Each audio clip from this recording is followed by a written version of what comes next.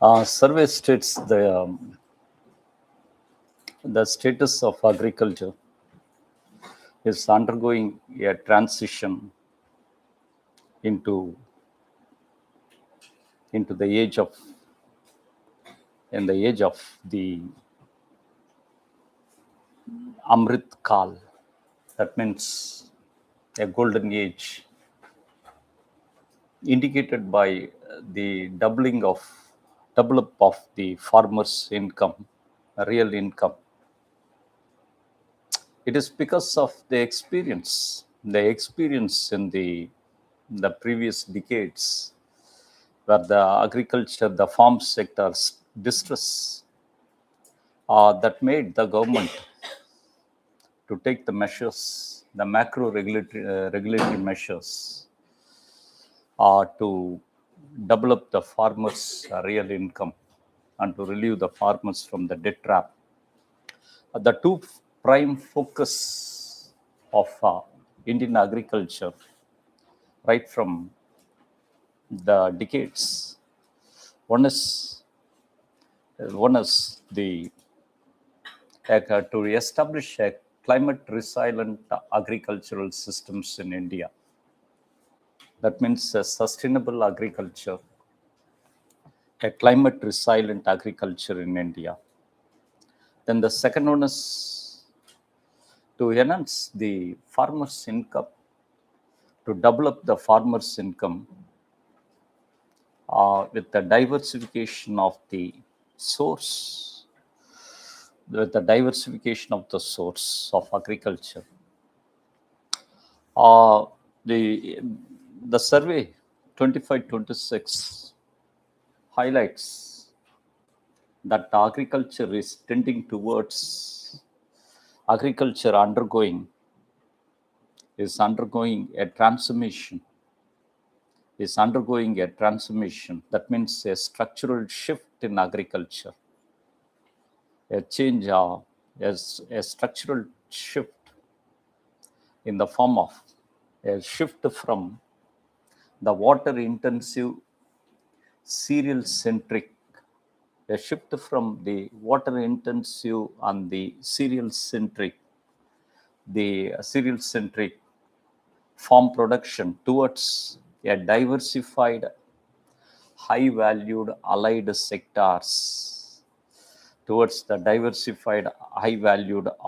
sectors, So agriculture is a basic way of life. Even today, nearly 60% of the labor force is associated with the agriculture. So, as the agricultural sector undergone a stress in the previous decades due to the global factors, and it need to transform with the two prime objectives. One is a sustainable climate resilient agriculture. Then the second one is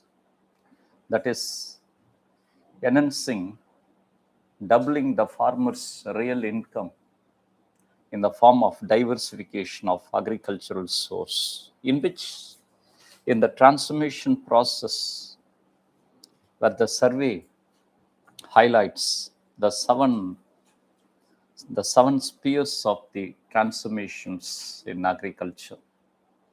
One is the seven ways of transformation. One is the structural realignment. That means realigning the crop structure, realigning the structure of production. A structural realignment, that means realignment of the crops that has been cultivated in the agriculture, where the Indian food baskets is getting diversified. For the first time, survey highlights the horticultural crop production has surpassed the food grain cereals. Horticultural crop production able to surpass the food grain production for the first time It is the mark of diversification of agriculture. The mark of the diversification of the agriculture, in which the allied, it is not the agriculture, but the allied sector became the main source of income. The allied sector in the form of livestock production. The livestock production has increased 195% of the gross value added within 10 years. Within 10 years, in which a compound aggregate growth rate in agriculture represent 12%. 12%. So this diversification highlights a crucial step in doubling the farmer's income. A crucial step in doubling the farmer's income and creating a farmer's income throughout the year, unlike the seasonal fluctuation of the farmer's income previously. So diversification of the agriculture in the crop-based, it is the crop-based diversification with a shift from crop-centric income to the allied-centric income is a sustainable method of doubling the farmer's income. Then the second, climate resilient agriculture in the concerns, in the future of concerns of water scarcity and the rise in global temperature.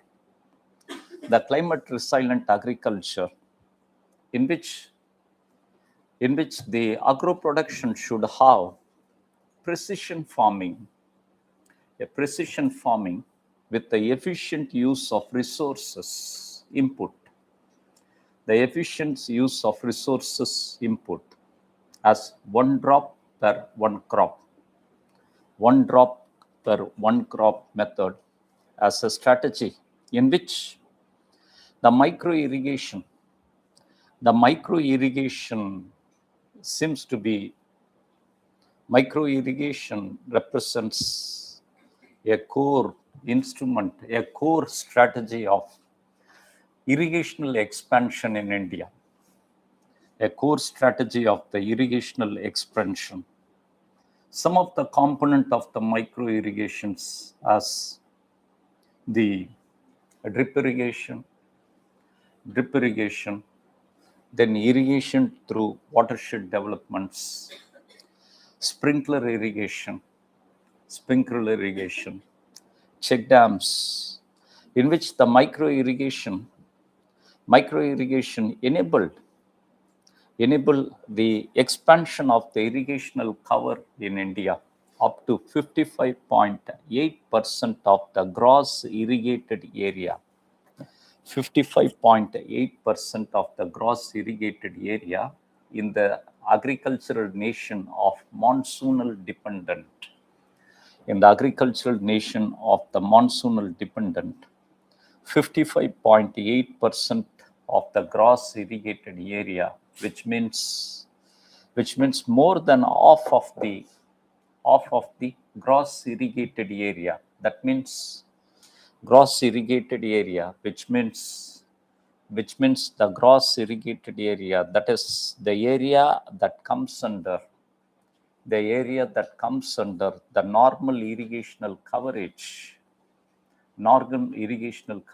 which includes the net sown area and the double cropping area, double cropping area. See, the gross sown area is around 144 million acres in India, in which out of that only the 70% of the area is the real surface area, and nearly 30 million hectares in India is of double cropping,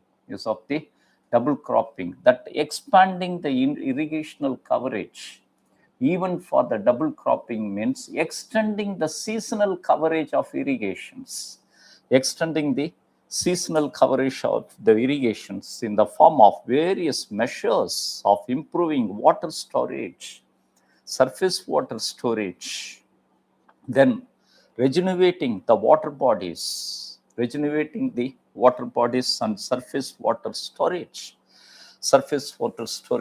in which the two objectives, one is the climate resilient agriculture and improving the farmers' income, is based on the sustainable use of water resources. Sustainable use of water resources should be added with the soil resources. What are the problems of the soil health in India? The core problem of the Indian agricultural soil wealth is the depletion of nutrient due to nutrient and fertilizer imbalance. It is the excess of urea. The excess of urea disrupted the nutritional balance of the soil. That means a imbalanced fertilizer application survey identified that the imbalance caused because of excess of the use of urea. Fertilizers or simple fertilizers and compound fertilizers. The simple fertilizers in which the compound fertilizers known for the use of urea. Since urea is highly subsidized in India, it led to a condition of nutritional imbalance. What's the impact of this nutritional imbalance? The impact of nutritional imbalance leads to fall in productivity. It is fall in productivity, then sustainability, disruptions in the sustainability.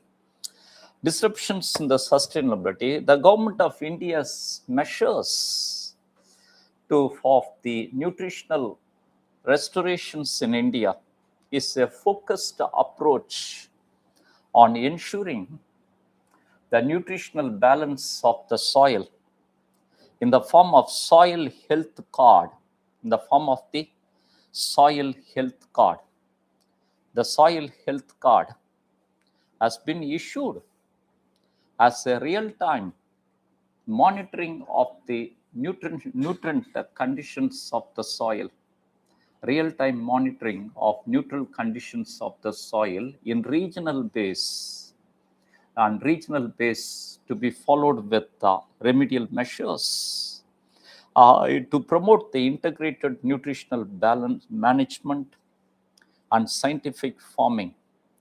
And recently, the digital platform of informations in agriculture, which resulted in, that is the digitalization of the agriculture as a macro strategy, in which one of the program of the soil based, that is NOSUS, National One Soil Unified Information System, National One Soil Unified Information System is an information portal of farmer engagements to have the information on the soil health. It is a real-time monitoring with the help of satellites imaging, then drone imaging data, which enable the farmers to take decisions and to select the crop. Then third important component of agricultural transformation was the digitalization of agriculture in India. The digitalization, that is digital agricultural mission of the government, the digital agricultural mission of the government, in which the digital enabled integrations of the agro development governance, in which the most important strategies and the programs was YESTEC, yield estimation system based on technology. Yield estimation system based on the technology. It is used in which the satellite data, the drone imaging enabled to scan and assess the crop loss assessment, in regional scale. YESTEC innovation technology is applied for Pradhan Mantri Fasal Bima Yojana, a crop insurance scheme. A crop insurance scheme became more efficient today in assessing the crop loss.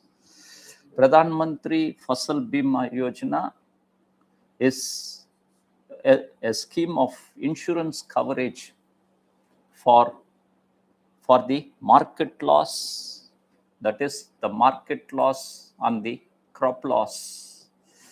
It is based on the assessment, manual assessment method called as crop cutting experiments. Not seems to have certain flaws. In some regions, the crop's productivity would be higher, not in other region. But it is drone scanning and satellite scanning enable a greater clarity and efficiency in assessment, in which the digitalization of the Indian agriculture includes market application. Survey highlights the market application as the ENAM, National Electronic Agro Market. ENAM, the National Electronic Agro Market, is a public-private partnership program, establishing establishing a national online market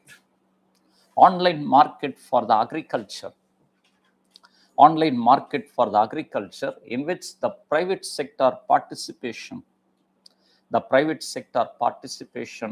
resulted in the form of e-chopals. It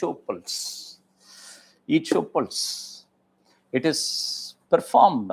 The market is being functioned with the association of farmer producer organization, small farmers agro business consortium, as well as the primary agricultural credit societies and cooperatives. ENAM is an online direct market facility for the farmers. That means farm gate to retail, farm gate to the mouth connections. ENAM, what are the significant aspects of ENAM? One, ENAM is the price discovery, the real price discovery. The farmers were able to get the real price because the price demand is quoted throughout the nation. You say Himachal apples can be purchased in Chennai. That means the price, real-time prices, because the Chennaites demand exists for the apples. But in Himachal, the prices seems to be less. So farmer is a shield from the fluctuations in the market. Then the second one is it insulate from price spikes, which means short season fluctuations of prices. So price spikes is because of supply side disruptions. The supply side disruptions are being resolved by the ENAM, and ENAM able to give stimulus for agro-processing cold chains. Agro-processing the cold chains. Himachal apples is being procured by ITC, Indian Tobacco Corporation. Himachal apple, Kashmir apples being procured by Reliance Direct. They are able to organize the cold chains, the better prices discovery, reduced intermediaries, direct market access, farmers able to have collective bargain, and also the quality, ensuring the quality standards. Then the doubling the farmers' income, ensuring the farmers from the fall in income at the lean season in the form of certain risk management programs. One is PM Kisan. One is the PM Kisan program in the form of cash assistance of 6,000 years in three installments, which provides a predictable basic income. Then the insurance innovation as the innovative program as Pradhan Mantri Fasal Bima Yojana. A program which seems program is being function with the function which covers all the crop, which covers at least 24 crops. The 24 crops, all the crops with the lowest premium, to provide the insurance coverage for the market loss as well as the market loss as well as the production loss.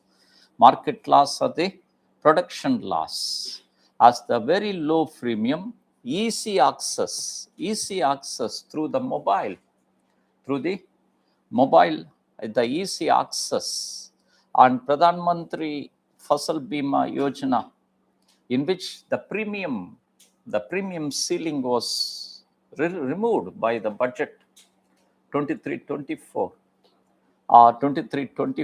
which enable the more insurance coverage and settlements for the farmers. Then the future frontiers in agriculture. The future frontiers to establish a sustainable agriculture. To establish the sustainable agriculture depends upon the research and development of creating climate smart varieties. Then innovative sustainable practices, then to promote the resilient agriculture, agricultural sector, for our exam, is associated with the core area of the survey as to be focused particularly on allied sector growth, then digital public infrastructure that integrated to the agriculture, and understanding the interconnections between technology, market, and the reforms. Some of the key facts of the agriculture to be associated with the horticultural production, which surpassed the food grain production. Then the livestock growth,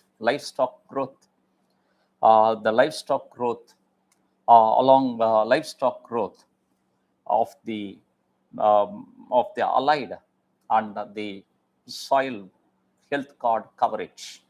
So these are the aspects of the agricultural importance in agricultural sector in the survey. Let me go for industry. industries, industrial sector, the industrial sector in India.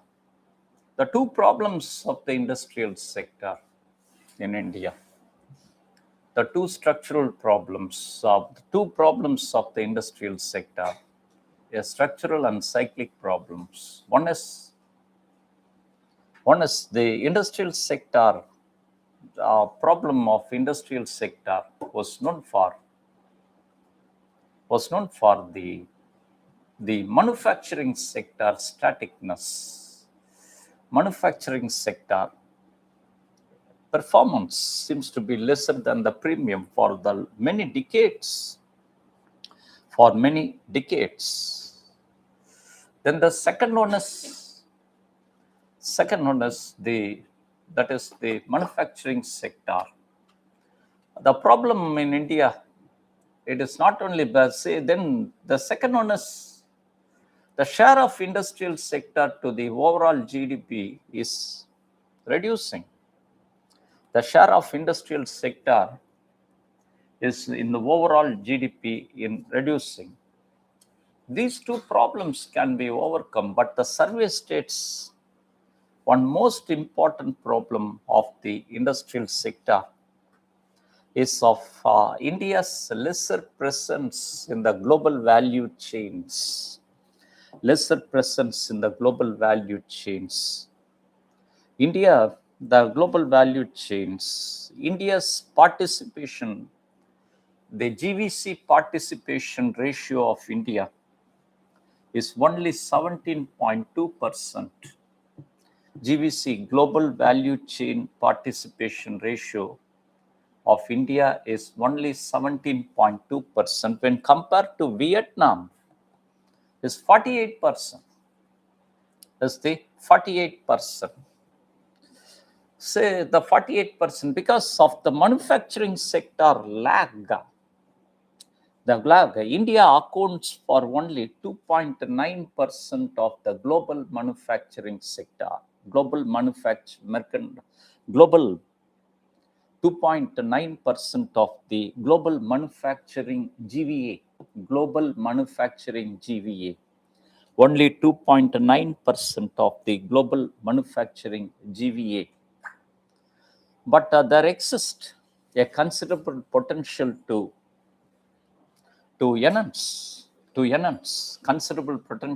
enhance. Survey highlights that the industrial sector performance in the financial year of 25-26 represent a blueprint in its path towards a strategic indispensability. A blueprint in its path towards the strategic indispensability, which means prominent representation in the GVCs, global value chains. The industrial sector performance highlighted a transformation towards strategic indispensability. Then second, state as a facilitator, the new role of the state. A new role of the state as the facilitator of ensuring the public and the private sectors for the industrial generation. And the third one is MSMEs as the basics. And the fourth one, ensuring Indian manufacturing to the global quality standards. Ensuring the Indian manufacturing towards the global quality standards. It states that survey identify one crucial development occurred in the industrial sector. That means a crucial structural shift in the industrial sector. A crucial structural shift in the industrial sector.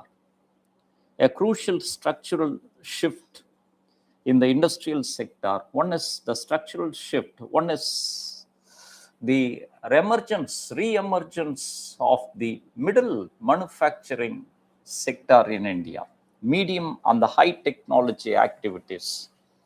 That means the development of medium and high technology activities as the frontline leaders of industrial development. Medium and high technology components as semiconductors, then electronics, medium and high technology components as the semiconductors and the electronics, where the India's rank in the competitive industrial production index, competitive industrial performance index, India's rank in the competitive industrial performance index has improved from 40th to the 22nd. So it is a transformation towards a strategic indispensability status in which the 7 pillars of transformations, one is a paradigm shift in the component of industrial production, a paradigm shift in the components of the industrial production, a paradigm shift as the components of the industrial production in the form of electronics transformation. Electronic transformation, that is a flagship success story of India. Electronic transformation. Then the second one is mobile. That means a 30-fold increase in the mobile manufacturing. A 30-fold increase in mobile manufacturing in India. India for within 5 years. Then the electronic exports. India occupies the second position of mobile manufacturing in the world. Second position of the mobile manufacturing in the world. Then India now occupies the second position of the electronic exports in the world. Second position of the electronic exports in the first half of the financial year of 26. First half of the financial year of 26, the electronic export value terms occupies $22.2 billion, the second position in the world. And the third important fact is a strong push on the semiconductors. Survey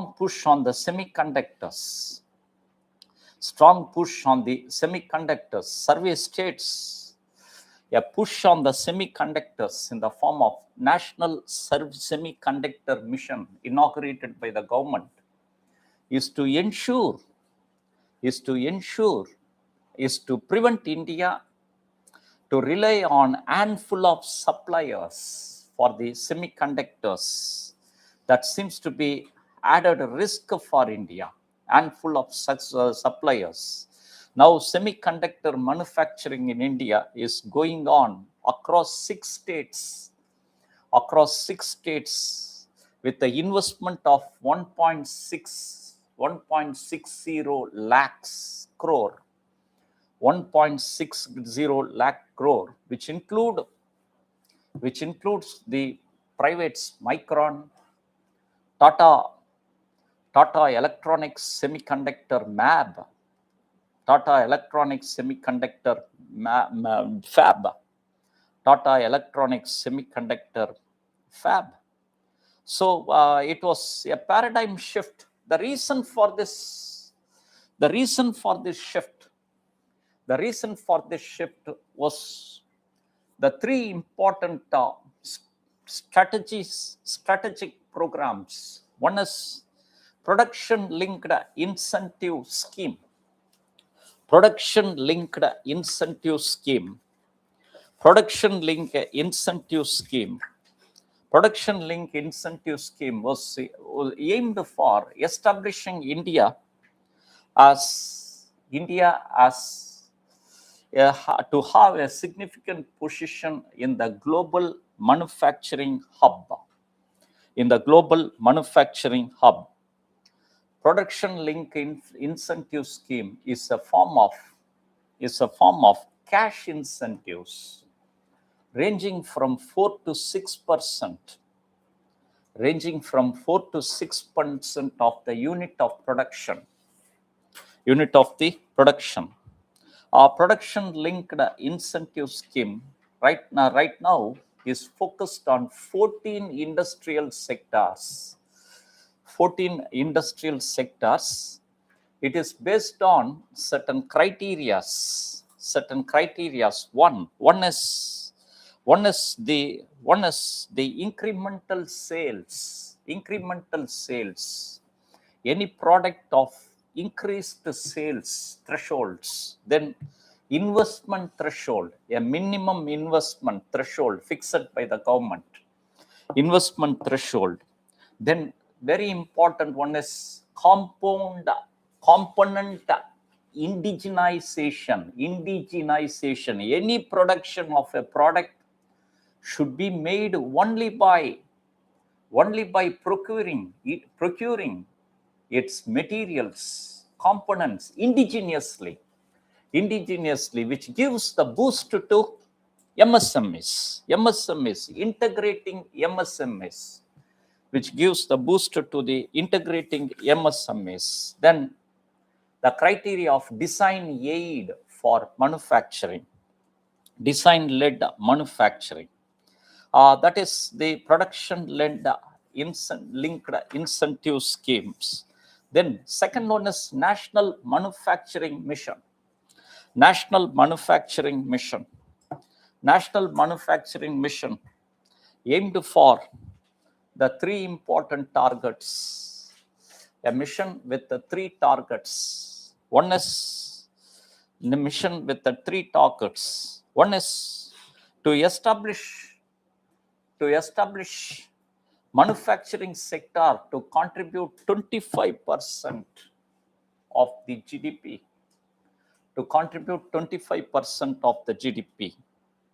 Second one is to make manufacturing sector for 143 million jobs. To provide jobs for 143 million people. Then third, to make manufacturing sector enable manufacturing sector to fetch 1.2 trillion of export values. 1.2 trillion of the export values. National Manufacturing Mission is based on 5 pillars. The 5 pillars of the National Manufacturing Mission. One is the 5 enabling pillars. One is ease of doing business. Ease of doing business in India. Then the second one is skill development programs. Then third one is catering MSMEs. Catering the MSMEs. Then fourth one is technology upgradation focus. Fifth one is quality standards. Focus on quality standards.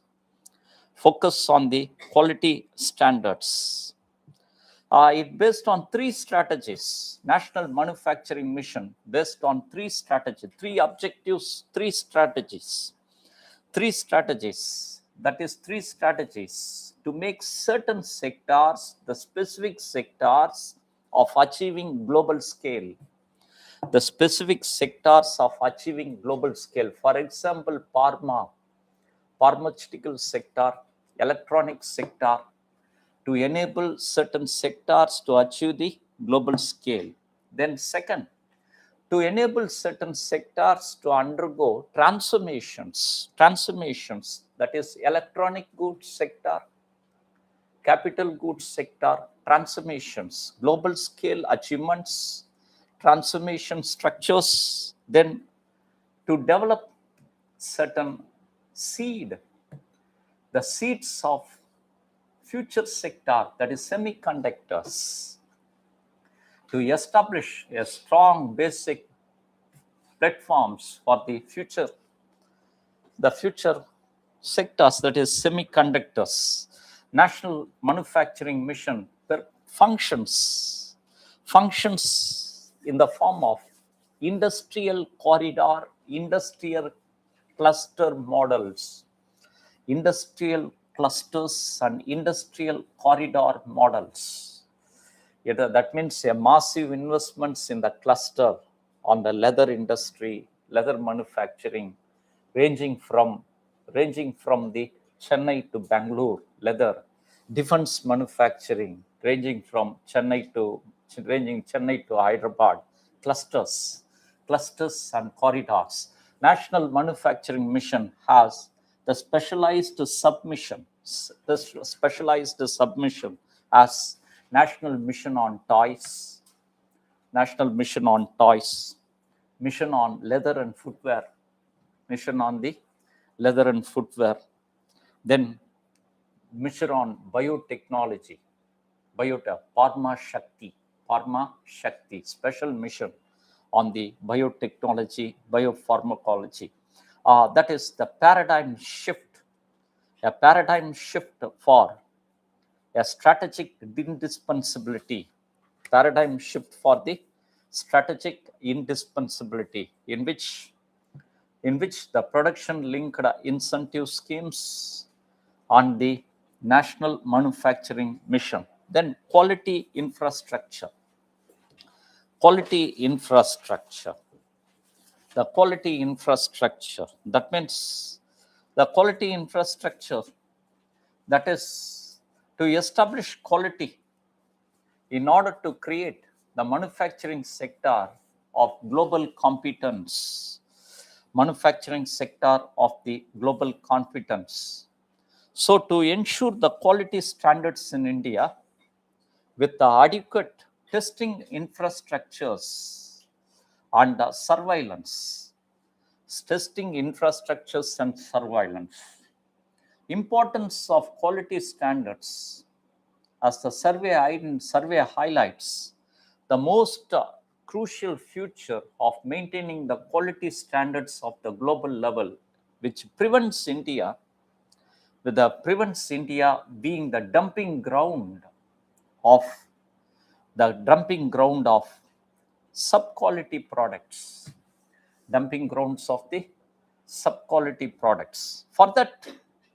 For that, National Quality Control Mission is inaugurated. National Quality Control Mission was inaugurated under Quality Control Council of India. Quality Control Council of India, with Prime Minister as a chairman. Quality Control Council of India to enforce BIS, Bureau of Indian Standards. Objective is to have zero defect of the quality, to have the zero defect and the zero effect. That means ensuring the brand India. National quality control measures or establishes mandatory quality control norms as Q mark. That means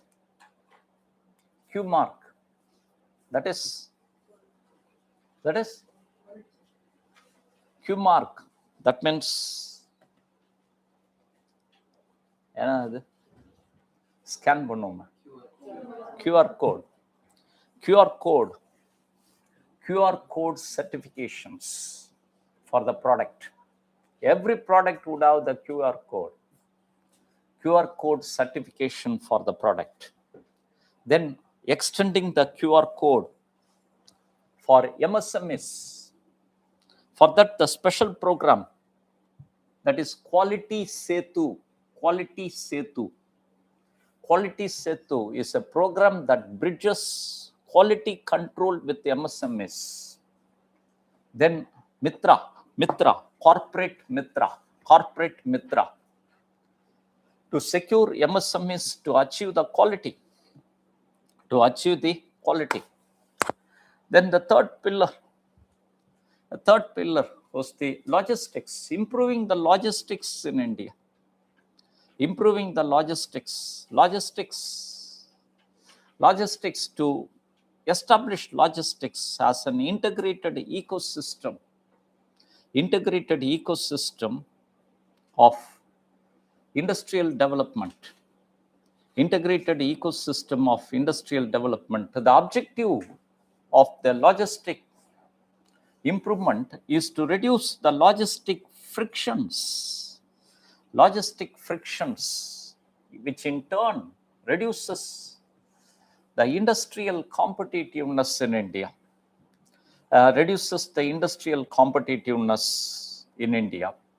In which the tools of logistic development in India are one is Pradhan Mantri GatiShakti. Pradhan Mantri GatiShakti Yojana. Pradhan Mantri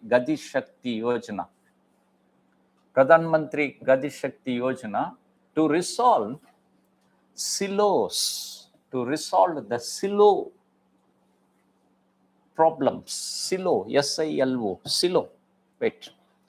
Then the extending digital public platform to the logistics sectors. Then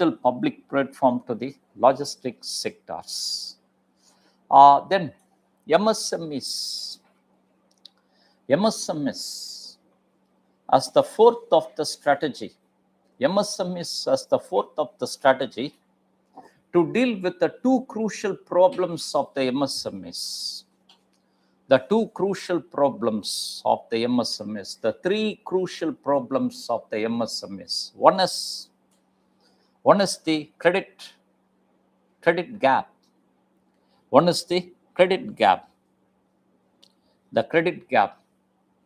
Then the second one is market gap.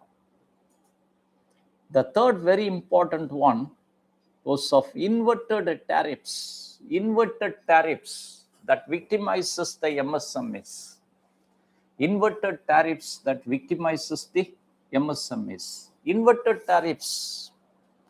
in which the MSMEs were victimized with the low tariffs on the import of consumer goods that occupy the MSMEs market. The low tariffs on the import of the consumer goods that compete the MSMEs market, and the high tariffs on the capital goods, which is required for the MSMEs production. You take Kalimark. Kalimark was actually an MSMEs. When the Kalimark was confronted with the global giants as the Coke and the Pepsis, Kalimark confronted with the problem where the Coke and the Pepsis become cheaper in India, equal to the Kalimark's Bovento and Kalimark. So in order to overcome this, Kalimark decided to import the mission for our bottling facilities to reach the global standards, means high tariffs, that is inverted tariffs. That is the inverted tariffs in India. Inverted tariffs. So these problems of the MSMEs, the problem of the MSMEs is attempt to resolve by certain measures as the MSMEs credit windows MSMEs credit windows, then the measures of extending the direct intervention measures as the Mudra, Pradhan Mantri Mudra Yojana, as the MSMEs credit window, then SIMRA, Small Enterprises Credit Rating Agencies, which enables the MSMEs to have access to credit in the market. Then innovations in which the most important program, that was National Anusandan Research Foundations, in which National Anusandan Research Foundation represents a nodal agency of promoting research and development, innovation fund,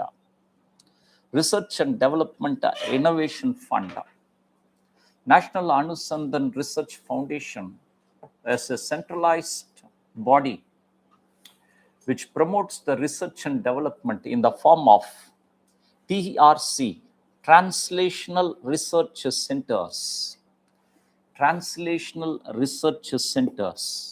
in which the incubated technologies were tested as the pilot projects. Then SARAL, then AI-based research summarizer, SARAL, AI-based research summarizer. It is a funding project with the goals of promoting industrial research, industrial innovation, and to enable the private sector to participate in research and development, act as a single window clearance systems for all the research criteria and research legitimacy ecosystems. Then manufacturing beyond the enclaves, that means focusing the industrial development in Tier 2 and Tier 3 cities. Especially the footloose industries. Footloose industries in the Tier 2 and Tier 3 cities for both the footloose industries and manufacturing. Footloose, IAS Institute is a footloose. Footloose means those industries in which industrial location is irrelevant. You see, leather industries would be in the basin of Palar. Iron and coal would be either near the port or in the iron and coal mines. Industrial location is important for any industry. Cotton industry, textile industry in the cotton growing up. But footloose are those industries in which the industrial location is not relevant. Any example of the footloose? The IT. IT is a footloose. IT depends only on the human resources. IT enabled service as a footloose, as well as the industries of locations. The locations. For example, Hubli Dharwad. The strategic advantage of the Tier 2, Tier 3 cities. One is cheap availability of labor. Then industrial location operation cost. Industrial operation cost seems to be lesser. Industrial operation cost, which seems to be lesser. Then the strategy of deepening GVC participation. That means global value chain participation. Deepening the GVC participation with all the measures, including research and development measures, quality control measures, promoting the transformation measures, transformation measures with the achievement and with the leveraging new technologies as AI and robotics to raise the productivity in order to achieve the strategic indispensable position in the global value chains to achieve the Viksit Bharat, Viksit Bharat, Viksit Bharat. Then service sector. Then the service sector. What's the significance of the service sector? Service sector became the propelling engine of growth of Indian economy, became the prime engine of economic growth today, because service sector contributes 53.6% of the GDP. 53.6% of the GDP. And service sector also demonstrate the growth of 7 to 8% per every year. 7 to 8%, the 8% growth of every year. Service sector contributes 7 to 8% of the growth every year. The 7 to 8% of the growth for every year.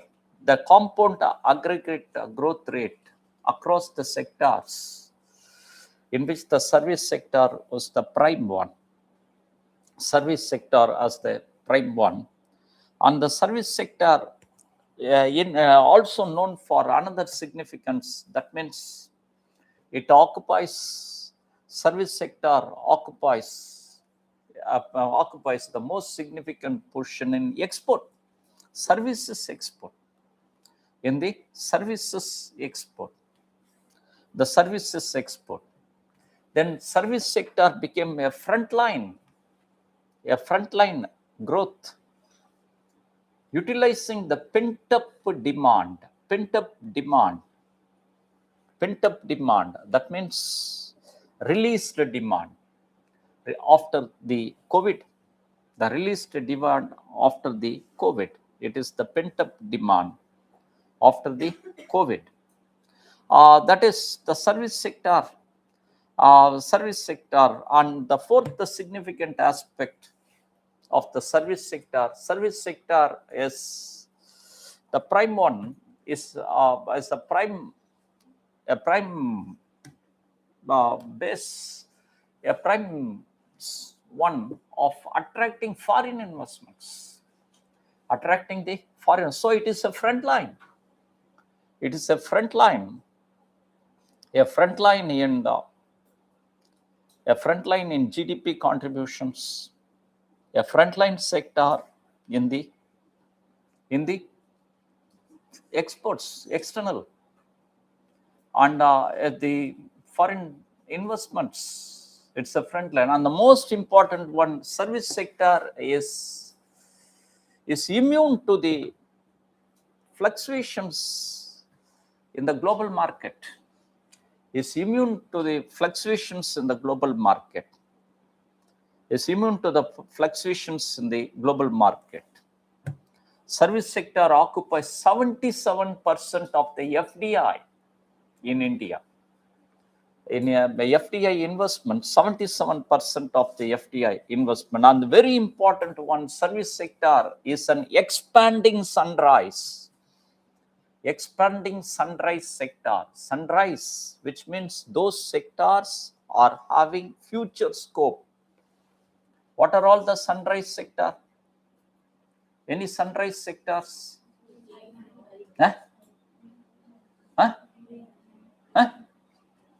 Any sunrise sector? Any sunrise sector? Sunrise sector.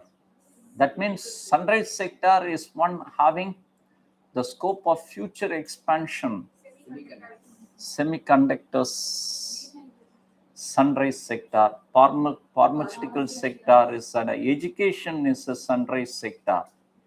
Education is a sunrise sector. And in that sunrise, service sector creating innovative sunrise as the orange economy sector. What is that orange economy sector? Orange economy. Friends, I request you to learn any of the tools, simply like the video editing, animations. Orange economy is one that deals with the creative productions, comics, cartoons, AI-aided cartoons, comics, video editing, movie editing, animations. The animations, these are all creative productions. This is a creative production based on softwares, that's the importance of services. So investing in the service sector, now service sector emerging as an alternate to the oil, alternate to the gold. The service sectors, that is the creative economy, that is the three prime focuses of studying the service sector. One is the significance of service sector as the structural dominance, the dominance of the service sector in the economy, in which service sector contributes 53.6%, 56% of the GVA. That is unprecedented of any sectors. Service sector occupies highest 56% of the gross value added. That is highest of any sector at any time. That means service sector is known for low investments and high value additions. Without any fluctuations. If you invested something to learn animation, means low investment today. What is the fees of animation? What is the fees to learn animation? Not more than 15,000, 20,000. But for IAS coaching, they are charging 1.5 lakh. 1.5 lakh would get vaporized with a single result. 20,000 invested in animation. Within a month, you can earn. By crossing a baseline, you start earning and learning. 20,000. Where is 20,000 and where is 1.5 lakh? 1.5 lakh. So it is the service sector. Both are service sector. But this service is creative service, orange economy sector. So orange economy is known for an expanding sunrise in the future. Service sector is already emerged as dominant, and still the cumulative dominance in the form of a strongest presence in the gross value added. 56% of the value addition demonstrated by the service sector. Then very important, service sector is crucial for the country like India. It is very crucial for the country like India because of lesser proportion in the global value chains, because of lesser participation in the exports, and because of depending on maintenance import. Without oil, we cannot function in India. So to maintain ourselves, we need oil. So dependent on oil income. So to meet the external payments, in which service sector is the God bless buffer. Service sector act as a buffer to secure the economic reliance, and to carry over the economic momentum. Current account deficit management is able to resolve only by service sector income surplus. So it is the dominance.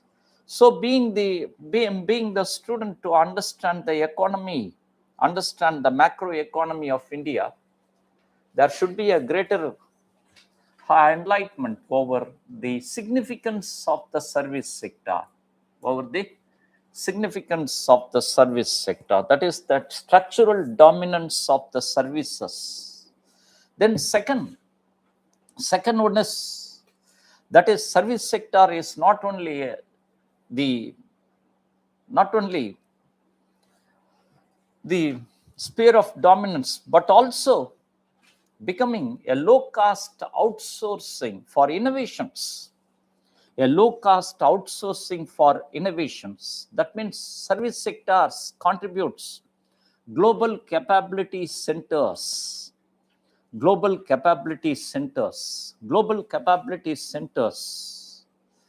the global capability centers emerging as innovative centers, innovative hubs of the future.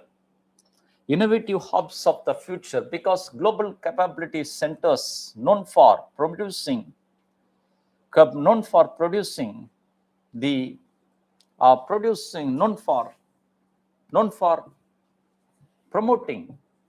AI, machine learning, cyber security, global supply chain management, global capability centers known for capacity building operations, capacity building establishments of the future generations,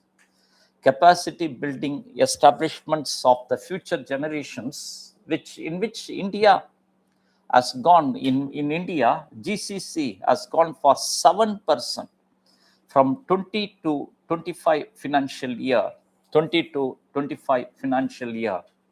Then the third one is the post-COVID experience economy. That means the production made out of interactions and contact. That post-COVID economy of contact, human contact. The post-COVID economy of human contact is in the form of re-emergence of the tourist sector in India. Re-emergence of the tourism sector in India. Survey highlights the greater potential of the tourism sector in the form of niche segments. The niche segments, that means the untapped segments in the shadow of tourism. Untapped segments in the shadow of the tourism. Untapped segments in the form of spiritual tourism. In the form of the spiritual, more and more people coming to visit temples of India. Then wellness tourism as the Ayush services, yoga services, wellness tourism, then adventure sports, geotourism, rural tourism, and the rural tourism. Then untapped spheres of tourism in India. Untapped spheres of tourism in the form of blue economy. Blue economy in tourism, the unlocked potential of the blue economy.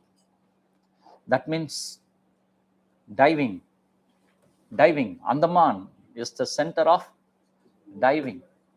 Then surfing, vast coastline. Not even 100 surfers exist in India.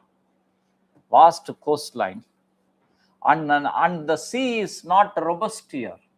Sea is not robust like the Atlantic. There the people's dives. The unlocked potential of the blue economy. Then unlocked potential of the day. You see, at Sundays, if you made a visit to Ashtalakshmi temple in Adayar, from Ashtalakshmi temple towards Annai Velangani temple, okay, there is a lane. Ashtalakshmi கோயில்ல இருந்து வேளாங்கண்ணி கோயில் வரைக்கும் ஒரு ஒரு இந்த சைஸ்ல இதுக்கும் கம்மியா ஒரு ஸ்ட்ரீட் போகும். எல்லாம் ஃபிஷர்மன் வீடுங்க. எல்லாம் ஃபிஷர்மன் வீடுங்க. ஒவ்வொரு வீட்டு வாசல்லையும் real time fish caught, roast and கறி. ஒவ்வொரு வீட்டு வாசலும் ஒருத்தர் வீட்டில் ஒரு ஃபிஷ், அடுத்த வீட்டில் ஒரு ஃபிஷ், அடுத்த அந்த மாதிரி கிட்டத்தட்ட 50 கடைங்க, 50 வீட்டு ப்ரிப்பரேஷன். சண்டே ஆனால் அங்கே ஒரு ரஷ் இருக்கும். அந்த ரஷ் அதை சாப்பிட்றதுக்காக ஆந்திரால இருந்து வராங்க. ஓகே, ஆந்திராவில் நெல்லூர், அது அந்த ட்ரெயின் பிடிச்சி அங்கேருந்து வந்து அது சாப்பிட்டுட்டு கட்டிட்டு போகிறோம். Sunday or not. It's an unlocked potential of tourism. Unlocked. Tourism is known for multiplier. The multiplier of the tourism. That means tourism generate a multiplier of income. Multiplier of the income. You say Annanagar is known for some of the important medical testing labs. Medical testing labs. One of the rarest testing lab in the India is located in 12th Main Road. Located in the 12th Main Road of Annanagar. So the people coming over in Annanagar need to stay boarding. And they need food and other facilities. That means hotel industries, hospitality industries, everything. That is the multiplier effect. That is the tourism multiplier. Every direct job in tourism creates the multiple indirect jobs. That is the tourism multiplier, in which the income-based economic generations with the less investments. Then the fourth of the focus is the promotion of the role of the service sector is the establishment of digitally delivered services. Digitally delivered services with the help of AI. With the help of the AI, in which India right now occupies the second position globally, and having the greater position or having the greater potential, because the digitally delivered services seems to have a greater potential as the next way of the global digital transformations. Then the digital service sector nexus to the employment nexus in real estate and construction. Employment nexus in the real estate and construction. Digital platform infrastructure plays a very important role. Digital platform infrastructures. Digital platform infrastructure is of converting the physical assets into information, into the information repositories. Yesterday we discussed digital platform infrastructures include digital intelligence portal, including the info analytical portal, as the various that is provides the linkages. Then the FDI service sector seems to be the largest recipient of the FDI, particularly in financial technology and the information technology. Financial technology and the information technology, which makes the service sector as ever expanding, getting into the new frontiers, the new frontiers in the form of orange economy, the new frontiers in space with the public-private partnership in the space, on the oceanic research, on the oceanic resources, orange economy as a new frontiers of the orange economy. So the role of service sector as a front line of the growth, economic growth, and on the job creations in India, also becoming a front line of the economic transformation of India to establish Indian economy as with the status of strategic indispensability, When manufacturing sector says, the survey highlights with a maxim, manufacturing is the hardware and services is the software to achieve the strategic indispensability. Okay. Then investments and infrastructures.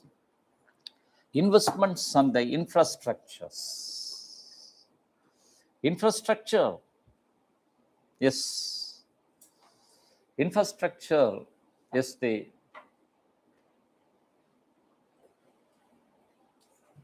arteries of economic functions.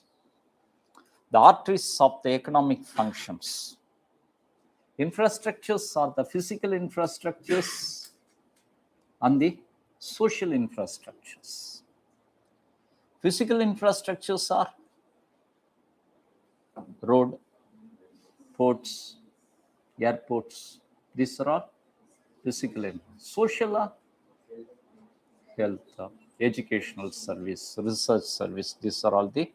What is the significance of infrastructures? What is the significance? What's the crucial significance of the infrastructure in the national economy? Because the infrastructure is the code of connect, a code of connect of linkage, forward, backward linkages. It's a code of connect between forward and the backward linkages. Then it is the infrastructure that represents the code of connect.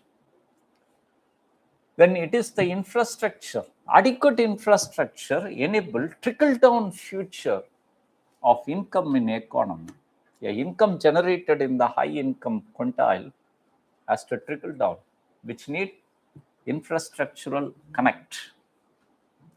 1% investment in infrastructure would have the multiplier effect of automatic growth of 2.5% in the overall economy. 2.5% of the overall economy, in which the infrastructure, exploring the infrastructure through the survey would be identified with one. One is CAPEX, capital expenditure. Public capital expenditure is being the major focus of the infrastructural development in India. Public capital expenditure is a focus because of high multiplier effect. For every rupee, automatically there would be generation of 2.5 rupees of income. That is high multiplier effect. Then second one is gathering in or crowding effect. If 1% government investments in the public infrastructure attracts the private.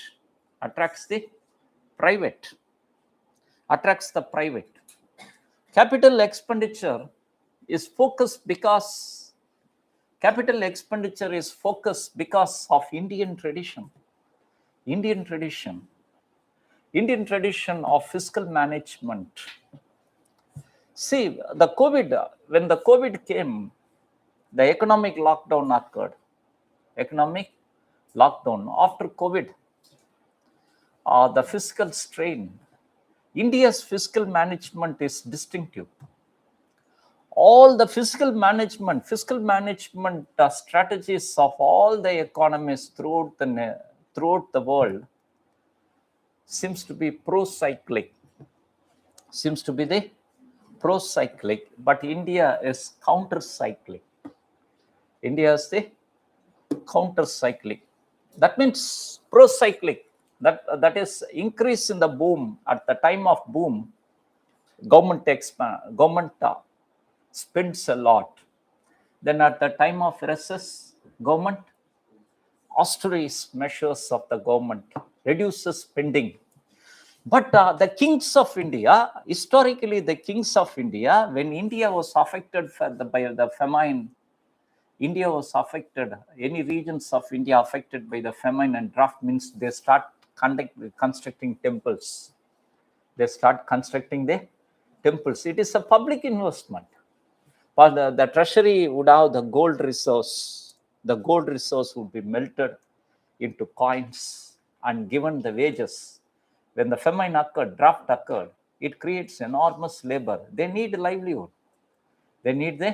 So they construct the temples. That is counter-cyclic. When recess occurred, government invested. That is counter-cyclic. Indian fiscal strategy.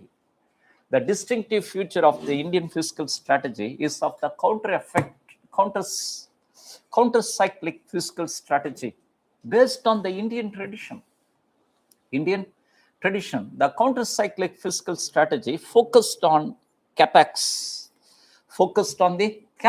as the part of fiscal consolidation program in India. CAPEX as the part of the fiscal consolidation program. CAPEX leads to constructing fixed capital assets. Temples are fixed capital assets across the eras, across the generations. A temple, you see, the towers of the temple, the height of the towers of the temple is the reflection of agrarian expansion. The tanks of the temple is of recharging the aquifers, recharging tanks, aerial aquifers. That is agrarian expansion. So it is the infrastructure, CAPEX of the infrastructure. Infrastructure creating assets is important. It is the Indian strategy of fiscal consolidation. CAPEX is the Indian strategy of infrastructure creations, fixed capital assets creations, in which the second important focus other than the CAPEX is integrated planning in the form of Pradhan Mantri GatiShakti Yojana.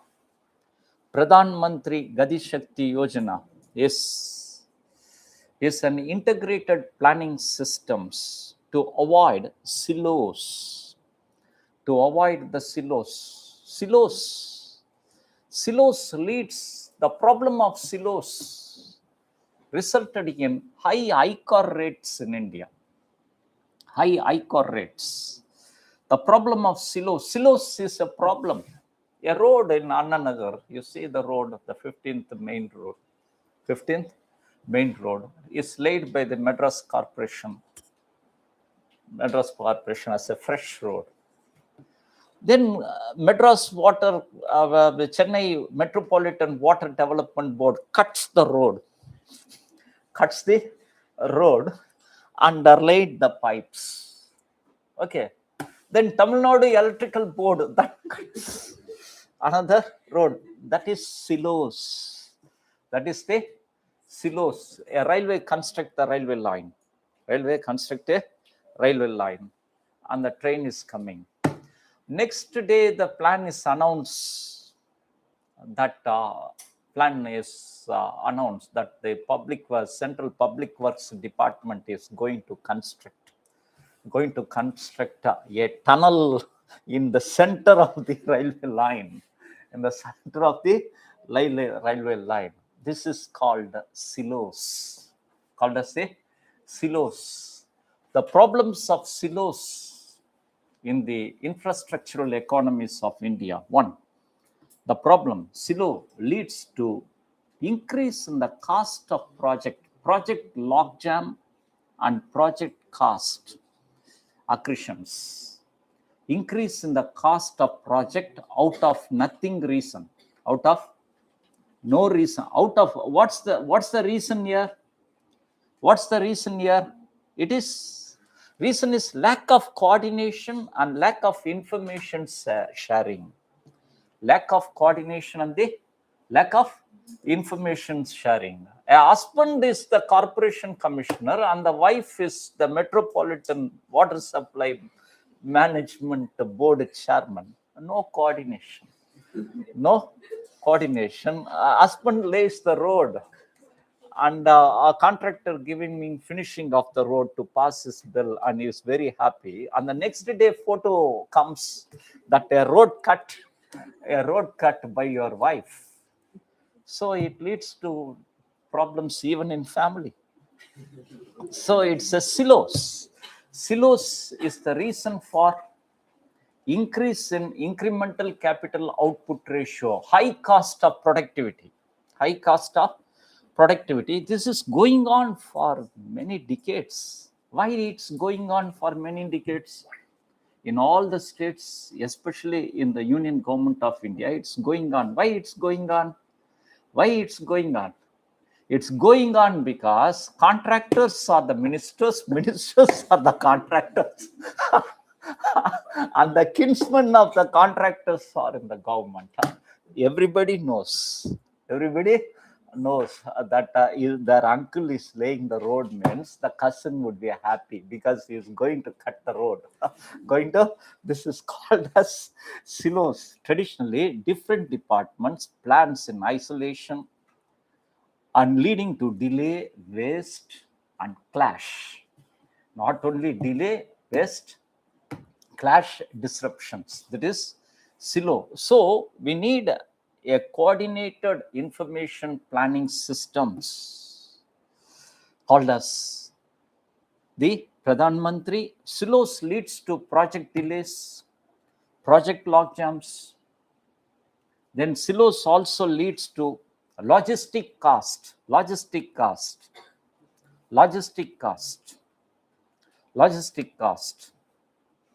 So these are all the problems of the silos. Silo is a form of tax.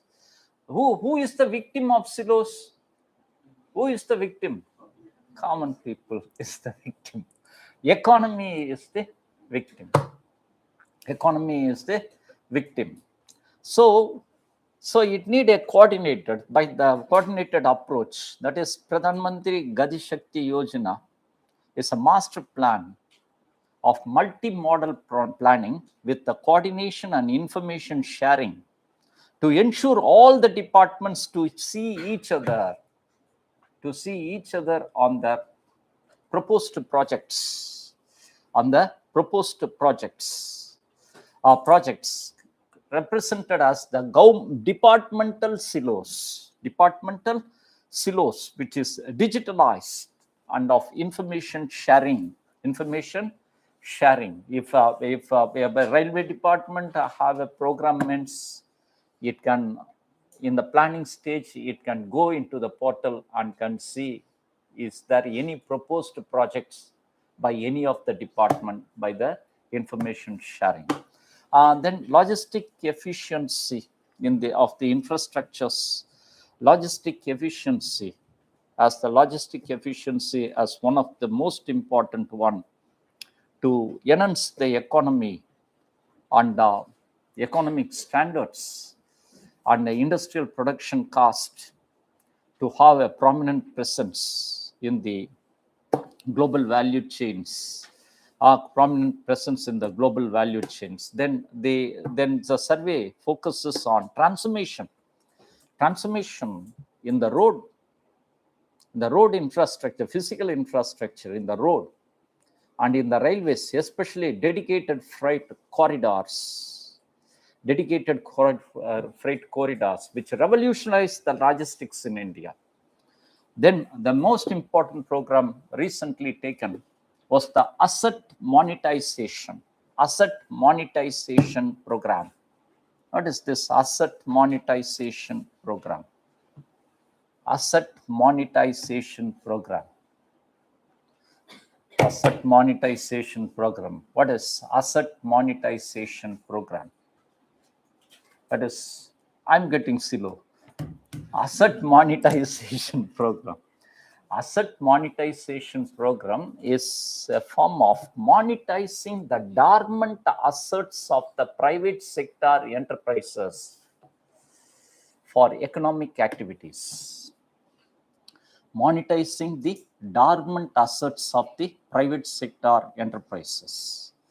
Central private sector enterprises having enormous assets, enormous lands, enormous man-made infrastructures, enormous lands, enormous man-made infrastructure. You take any public sector, central public sector, railway has enormous lands. Railway has the enormous lands of unutilized. You take ICF here. ICF has having enormous land, unutilized land. When these lands are leased to the private, when these lands are leased for the private, when these lands are allocated for housing programs, where that leads to monetization, that is called as monetization of assets. Monetization of the assets with the prime objectives of greenfield investments. What is greenfield? Prime objectives of the greenfield investment. New projects are greenfield. Existing projects are brownfield. Expanding the existing projects is the brownfield. Expanding the Meenambakkam airport is brownfield. Parandur airport is greenfield. So that means monetizing the assets from the brownfield, unlocking the capital from the brownfield and transferring to the greenfield.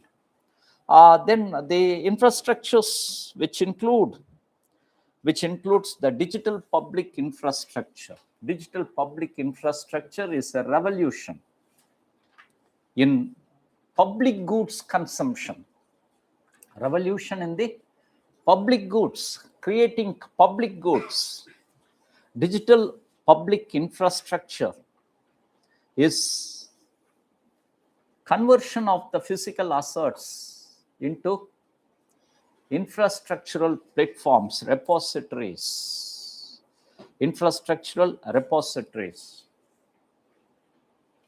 Conversion of physical goods into infrastructural repositories.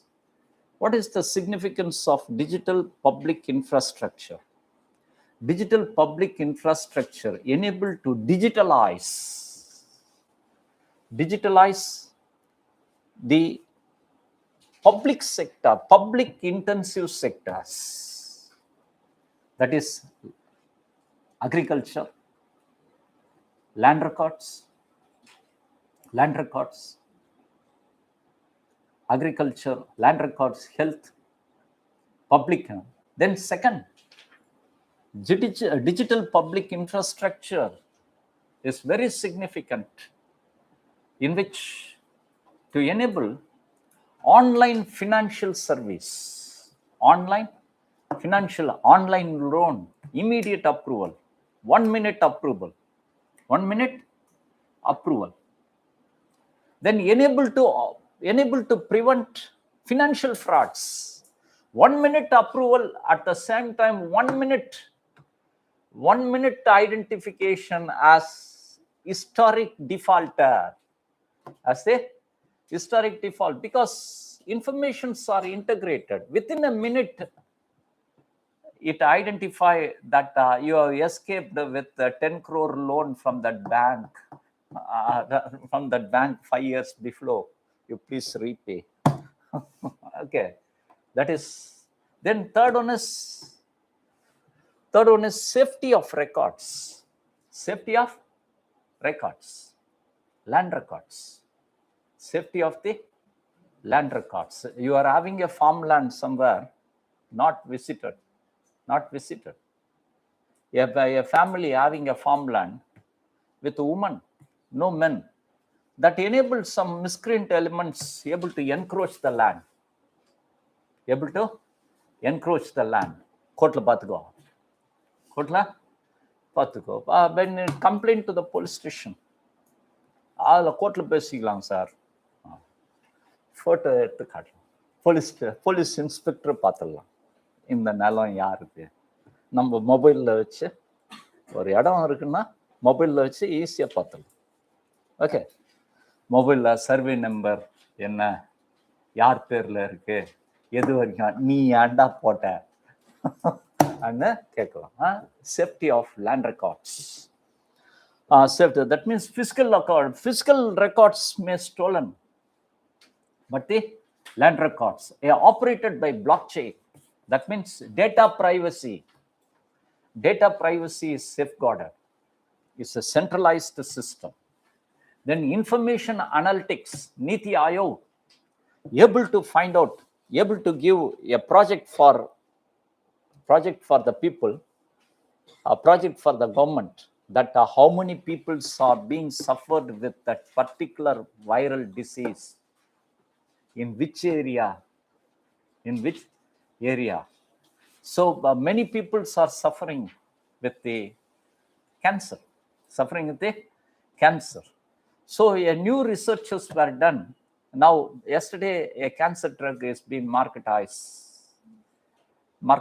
by the a cancer drug is being marketized by Dr. Reddy's laboratory. So that is digital public infrastructure. Then future-ready infrastructure. Future-ready infrastructure is a platform that deals with information portals for the green economy and efficient water resource management.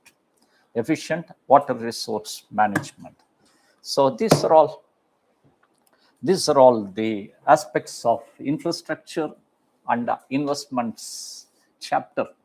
So agriculture, industry, services, then information and infrastructure chapter, then employment and skill development. Employment and skill development survey highlights that there exist two important trends in India. The two important trends. One is the formalization of the employment.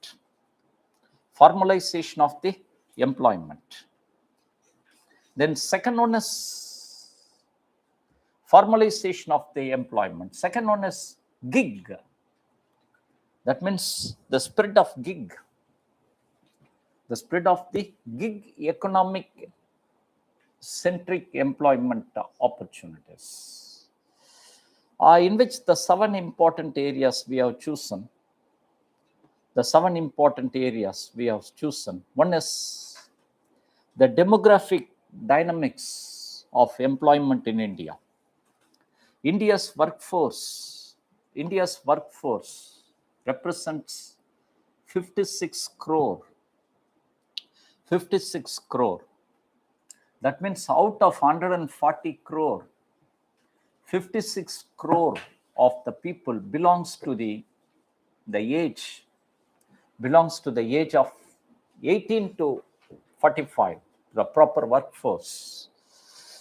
56 crore, and the labor market indicators shows the declining unemployment in the job market in India. The problem is not of the labor jobs, but it's the quality of the job seems to be the prime challenge. Prime challenge. Then what are the government measures to deal with the aspects of gig economy and formalization of the informal labor force? One is structural reforms, that is new labor code as the wage code, safety code, the new labor code. A new labor code with the simplifications and formalization. Then the second one is to resolve the gender imbalance. That means a strategy to promote the female labor force participation rate in India.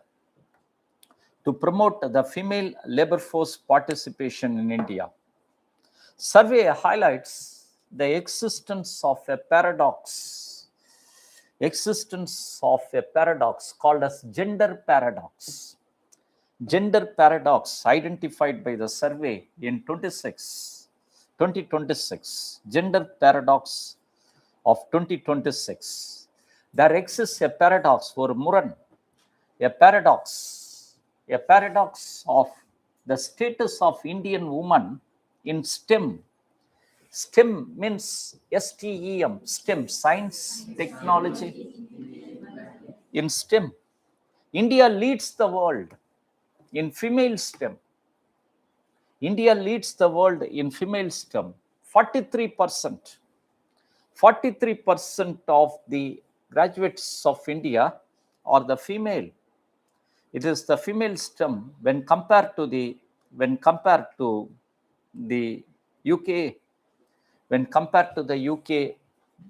US, Germany. But only 27% in workforce STEM. Only 27% in the workforce stream. But the learning, that means nearly 10-point difference.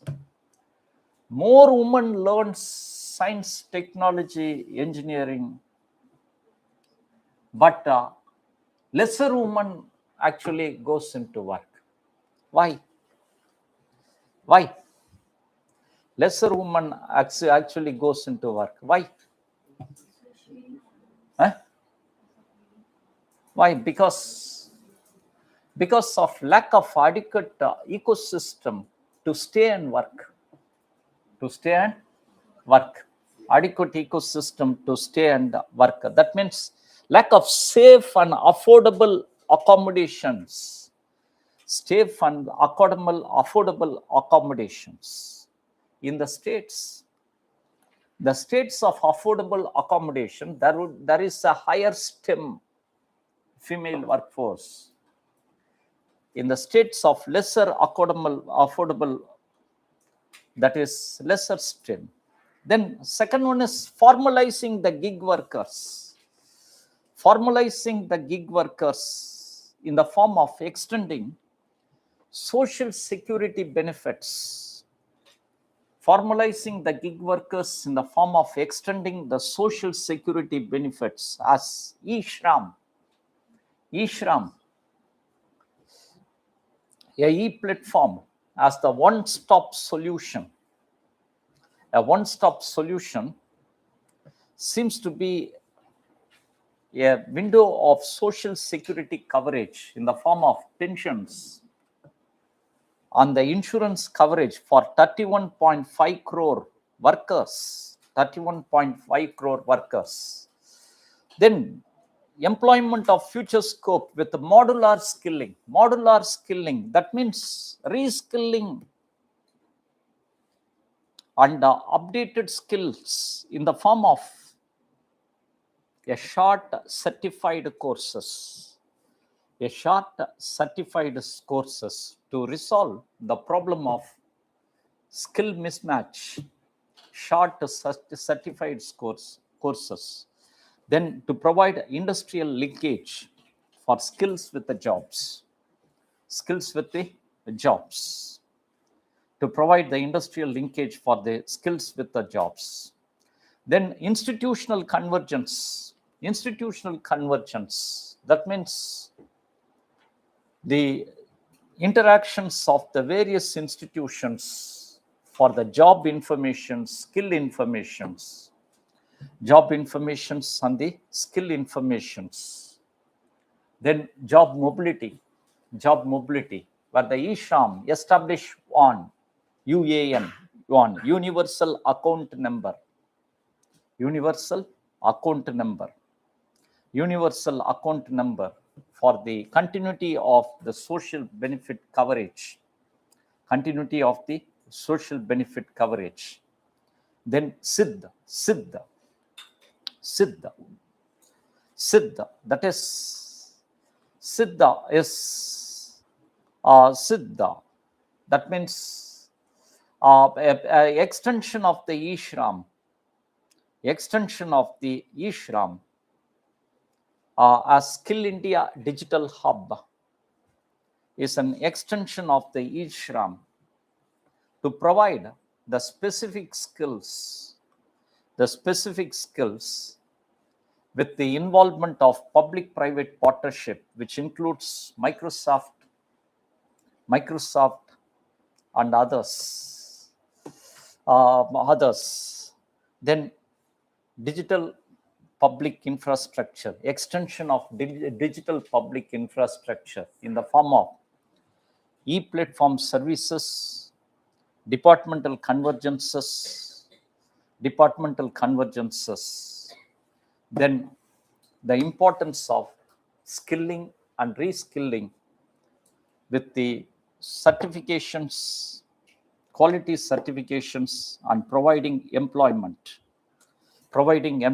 for 56 crore labor force in India to achieve the Viksit Bharat 2047 with the strategies of converging eShram, then Skill India Development Hub, then the Skill India Development Hub and National Career Service.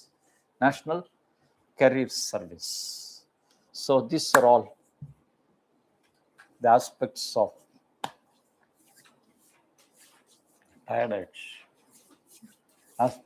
the economic survey.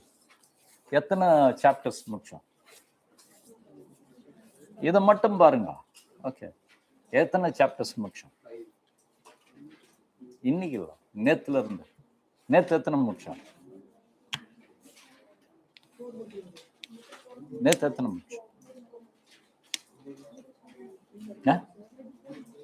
4 தானா? 4 தானே பண்ணோம். என்ன பண்ணோம்?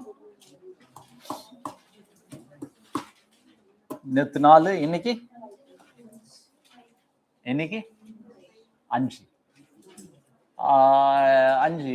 ஒரு இன்னும் 5யும் பட்ஜெட்டும் நாளைக்கு பண்ணிடலாம். Okay, இது ஒரு 14 சாப்டர் நினைக்கிறேன். 17. ஏதாவது தேவையில்லாத ஸ்கிப் பண்ணிடலாம். இந்த ரூரல் டெவலப்மெண்ட் எல்லாம் வேணும். Best. Okay, skip it. Okay, என்ன இருக்கு? ஒன்றும் இருக்காது. அதேதான். ரூரல் டெவலப்மெண்ட் இது தெரிஞ்சுக்கணும். தென் poverty reduction, then new scheme. அதுக்கும் மஞ்சிரிகா நாளைக்கு பார்த்துடலாம், வேகமாக பார்த்துடலாம்.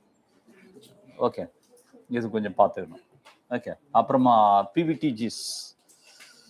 PVTGs program, particularly vulnerable tribal groups program. Okay, இது போகிறோம். இது போக நான் இந்த ப்ரோக்ராம்ஸ் எல்லாம் பார்த்தேன்ல, அதுக்கு ஒரு தயார் பண்ணின்னு இருக்கேன். ஒரு வெடி ஒன்று வச்சிருக்கான்ற மாதிரி. இந்த ப்ரோக்ராம்ஸ் எல்லாம் சைட்ல சொல்லிட்டே வரல, அதுக்கு அது போட்டுக்கினே வந்துன்னு இருக்கு. அது ஃபைனலாக கொடுத்தாங்க. ஸ்லைடையும் அதையும் பாருங்க. ஓகே ஓகே, ஸ்லைடும் அதையும் பாருங்க. இது ரெண்டுத்தையும் சேர்ந்து ஒரு டெஸ்ட் வைக்கிறோம். ஓகே, டெஸ்ட்ல 50% தாண்டல. டெஸ்ட் எல்லாருமே வந்து ஒரு 500 rupees கொடுத்துட்டு எழுதணும். 50% தாண்டலையானா நோ ரீஃபண்ட். ரொம்ப ரொம்ப முக்கியமானதுலாம் இருக்கா. ரொம்ப ஏஐ ஸ்ட்ராட்டஜி அதை மட்டும் அவங்க வந்துடும். இது முக்கியம். ரூரல் டெவலப்மெண்ட்டும் பார்க்கணும், இதுவும் முக்கியம். India's AI strategy. GPUs are the new oil. What is GPU? AI எதுல ஒர்க் பண்ணுது? GPU is the soul of AI. Graphic processing unit.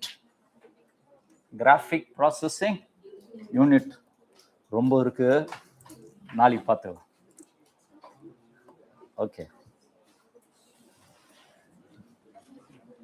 நாளைக்கு முக்கியமானது சில ஸ்கிப் பண்ணலாம்.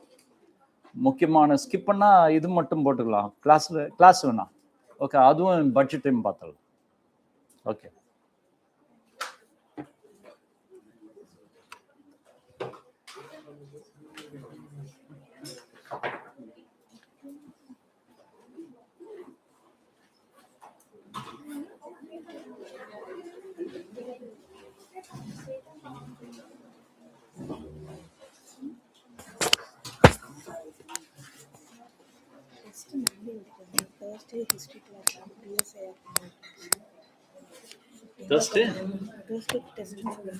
டெஸ்ட் இருக்கா?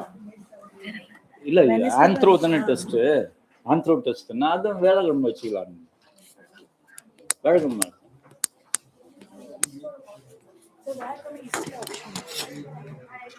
ஆப்ஷனல் ஹிஸ்டரி தானே எழுத போறோம். நீங்க தனியா எழுதுங்க, அவங்க கிளாஸ் எழுதுவாங்க.